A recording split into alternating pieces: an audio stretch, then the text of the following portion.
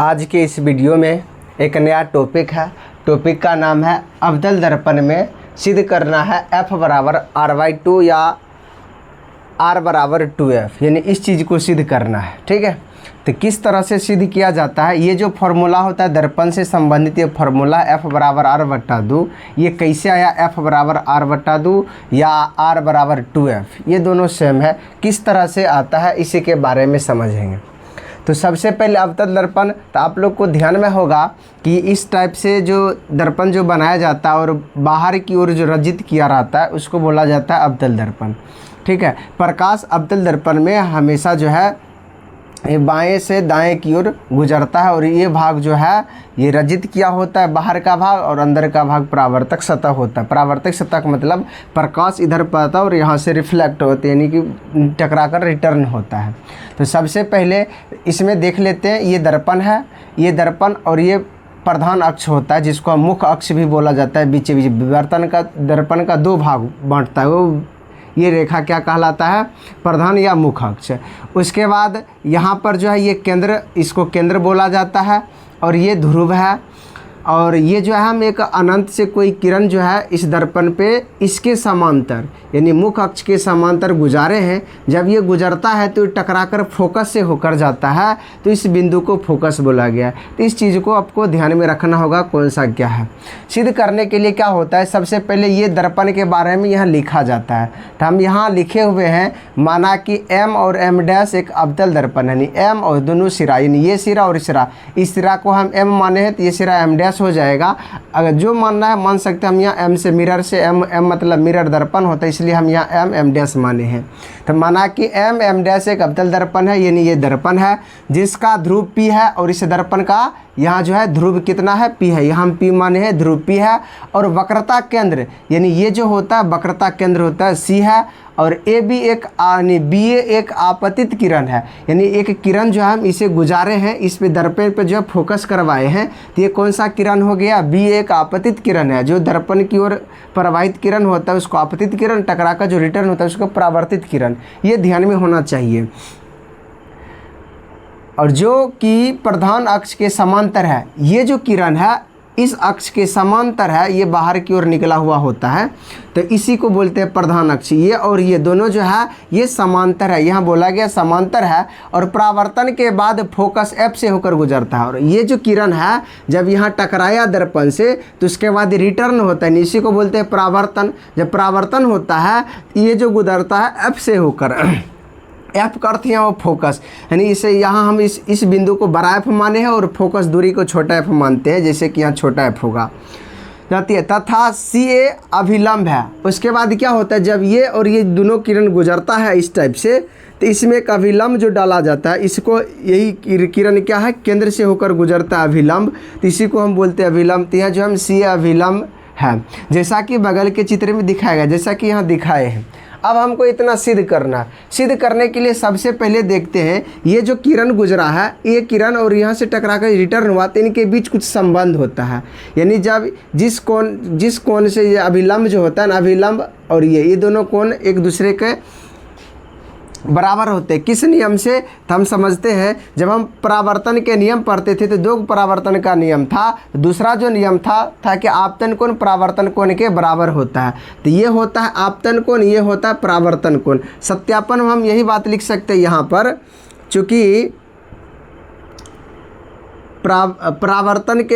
परावर्तन के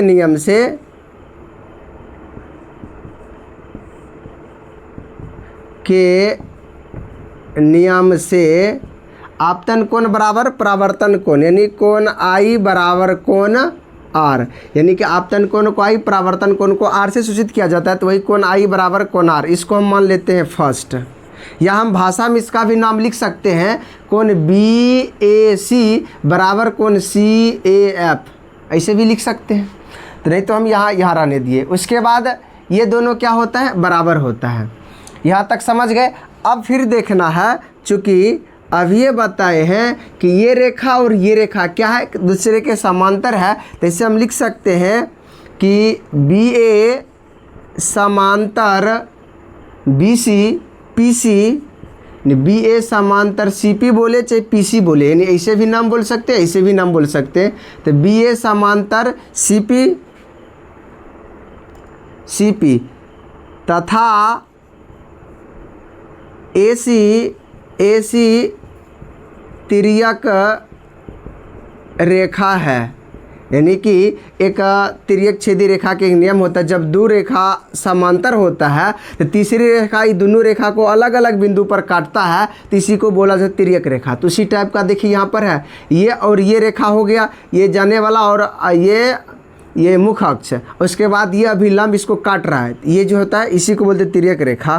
तो इसीलिए एक एकांतर अंतःकोण से एकांतर अंतः कोण से, यानी कि ये कोण इस कोण के बराबर होगा, यानी कि कोण आई बराबर कोण, इस कोण का हम नाम लिख लेते हैं ए सी पी। ये कोण लिख लिए नाम, यहाँ से ए सी पी चाहे ए सी एफ, यहाँ तक भी हम दे सकते हैं, तो पूरा ले लिए, ताकि यहाँ से ये रेखा था तो लास्ट यहाँ ले लिए। इसको मान लेते हैं सेकेंड। अब ये क्यों आया, नियम है। देखिए तिर्यक रेखा में क्या होता है, अंतः एकांतर कोण बराबर होता है, ये कोण और इस कोण के बराबर होता है, ये नियम है अंतः एकांतर। इस नियम को याद रखना पड़ेगा, ये नियम नहीं याद होने पर ये बनने वाला है नहीं। ये दोनों बराबर। अब देखते हैं कोण आई यहाँ आर के बराबर है, कोण आई इसके बराबर है, यानी कि ई जो है इसके बराबर है। तो यहाँ हम लिख सकते हैं जैसे कि ये दोनों आपस में बराबर था, अब ये इसके बराबर है, तो इसका मतलब है कि दोनों भी बराबर होगा। तो हम यहाँ लिख सकते हैं समीकरण फर्स्ट एवं सेकेंड से कोण आर बराबर कोण ए सी पी, ये दोनों क्या है, ये और ये भी बराबर है। तो अब चूँकि त्रिभुज, अब चलते हैं, यहाँ तक तो हम बराबर कर लिए, कहीं कि सिद्ध करना है तो ये त्रिभुज के रूप में आए। अब जो है यहाँ तक समझ में आया, तो आगे देखते हैं, यहाँ से लेकर यहाँ से इस टाइप से एक त्रिभुज बन रहा है ना, इस त्रिभुज में। तो यहाँ लिखेंगे त्रिभुज ए सी एफ में इस सिर्फ ये त्रिभुज में देखते हैं, तो कोण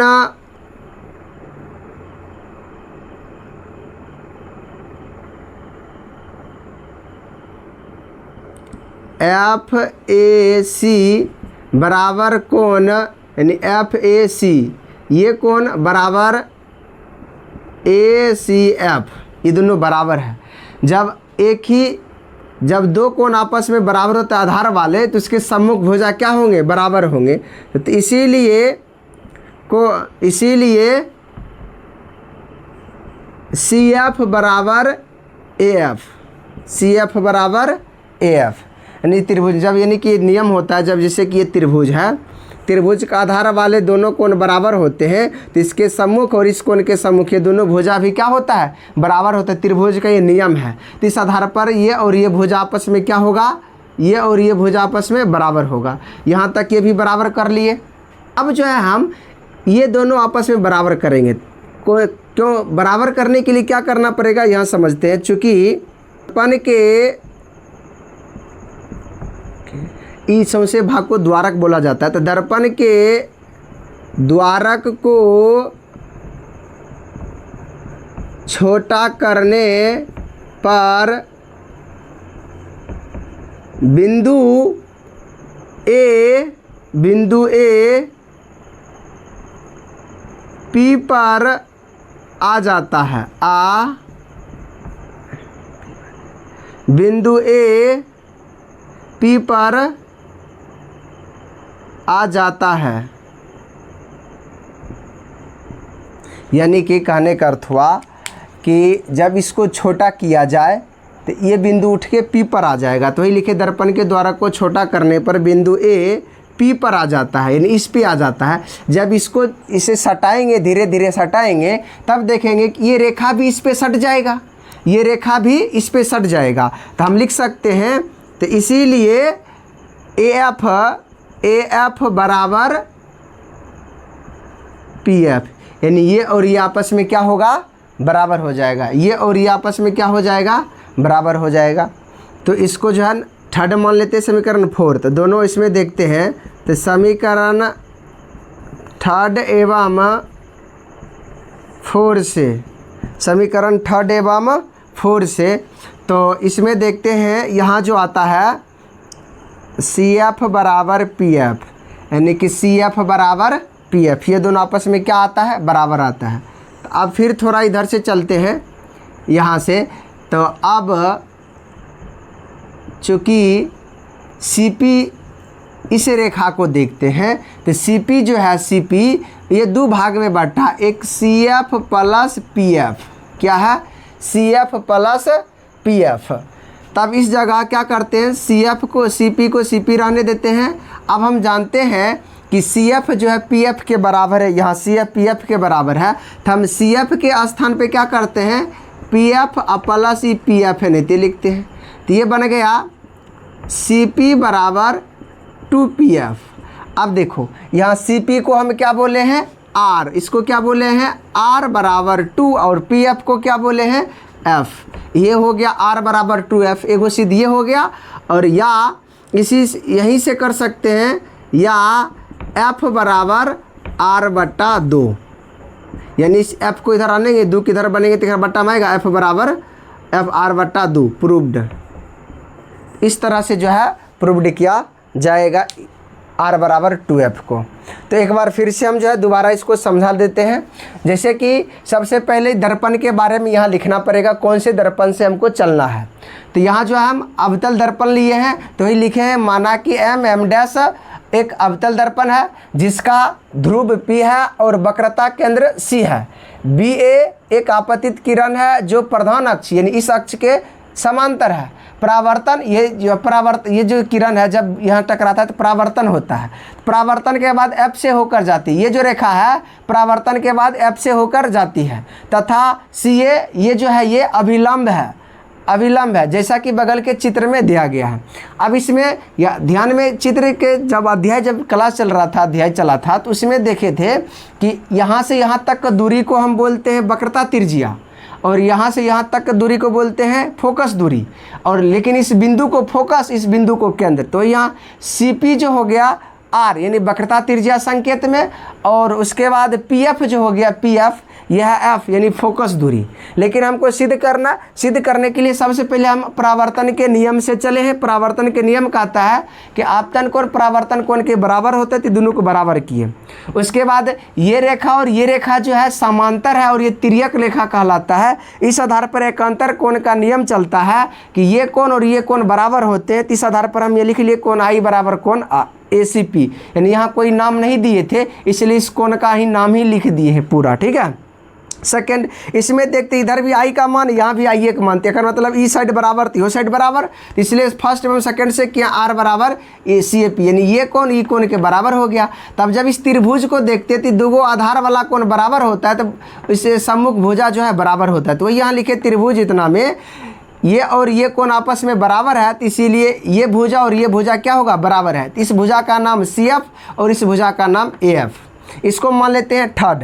अब क्या करते हैं हम, ये जो है ये दर्पण को छोटा करते हैं, यानी इसके द्वारा को पूरा सटाते हैं। जब इसको इतना सटाते हैं तो ये बिंदु एक बार यहाँ आ जाता है। ऐसा स्थिति एक बार आता है कि सटाते यानी कि छोटा करते करते ये बिंदु इस पे आ जाएगा, तो ये रेखा जो इस रेखा पे चढ़ जाएगा। इसका मतलब है कि ये और ये दोनों क्या होगा, बराबर होगा। तो यहाँ वही बात लिखे, दर्पण के द्वारा को छोटा करने पर बिंदु A P पर आ जाता है, यानी बिंदु A जो है P पर आ जाता है, तो इसलिए AF बराबर हो जाएगा PF, ये दोनों आपस में बराबर हो जाएगा। तो इसको हम मान लिए 4। अब क्या करना है, ये दोनों का आपस में, कि एक भाग दोनों को मिल रहा है, तो आपस में बराबर किए, तो ये और ये भुजा यानी ये और ये भुजा आपस में भी बराबर आ जाएगा। यानी कि 3 और 4 से दोनों क्या होंगे, CF बराबर PF, यानी CF बराबर PF। जब ये दोनों बराबर है, ये पहले से करा के बराबर हुई थी, दोनों भी बराबर हो जाएगा। अब चलते हैं, अब जो है इस सौसे रेखा से चलते, इस सीधी रेखा जो है, इस सीधी रेखा पर देखिए दो भाग है, एगो भाग इधर एगो भाग इधर। तो हम CP बराबर बोल सकते हैं CF प्लस PF, यानी ये टुकड़ा प्लस ये टुकड़ा यानी 100 से टुकड़ा, ये हो जाएगा। अब हम जानते हैं कि CF जो है PF के बराबर है, तो हमको सिद्ध करना था, इसलिए CF के बदला हम PF लिख दिए। तो 2 PF आ गया तो दोनों को जोड़ देंगे तो 2PF। अब यहाँ हम बता चुके हैं CP को बोला जाता है वक्रता त्रिज्या R, तो यहाँ R दे देंगे, और PF को बोला जाता है फोकस दूरी यानी F, यहाँ F दे दिए। R बराबर 2F, एक ये सिद्ध हो जाता है यहाँ पर। और इसी को एक स्टेप और बढ़ाएंगे, 2 किधर कर लेंगे तो F बराबर R/2, एक दोबारा में ये सिद्ध हो जाता है, तो दोनों एक साथ सिद्ध हो जाएगा। तो अवतल दर्पण में इस प्रकार से जो है R बराबर 2F को सिद्ध किया जाता है। अब जो है बचा है उत्तल दर्पण, तो अगले वीडियो में हम उत्तल दर्पण के बारे में बताएंगे, उसमें कैसे R बराबर 2F सिद्ध किया जाएगा। सेम प्रोसेस वही होगा, सिर्फ चित्र चेंज होगा, यानी कि दिशा चित्र का चेंज हो जाएगा, प्रोसेस यही होगा, इसी तरह बनेगा। तो आसान में बताइए कि एक बार में भी समझ जाइएगा उतना। तो ये वीडियो कैसा लगा, अच्छा लगा तो वीडियो को लाइक और कमेंट जरूर कीजिए।